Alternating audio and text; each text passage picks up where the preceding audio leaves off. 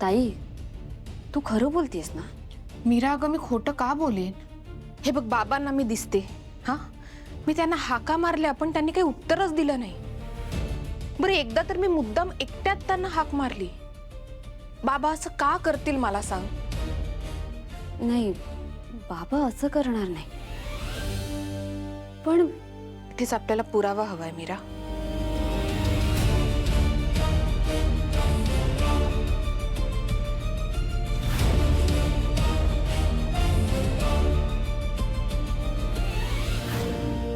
ताई,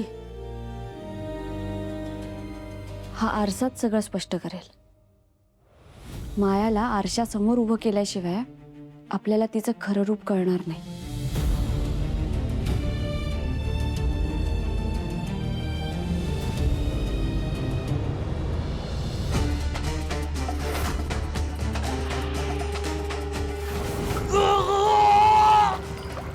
आता तिन्ही कवड्या आपल्याकडे आहे.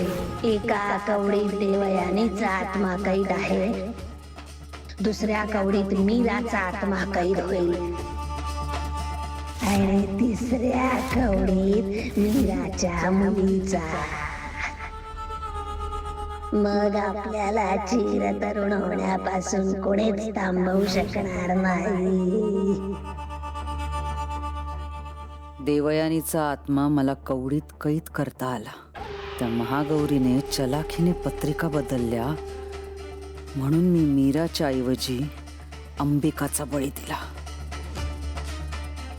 तिचा आत्मा या कवडीत कैद करण्याचा प्रयत्न केला, पण तो झाला नाही.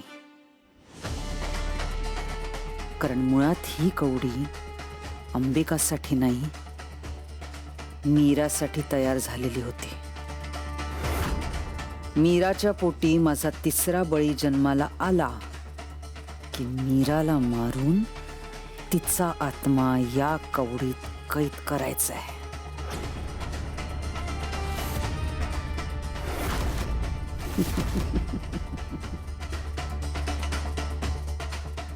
आई,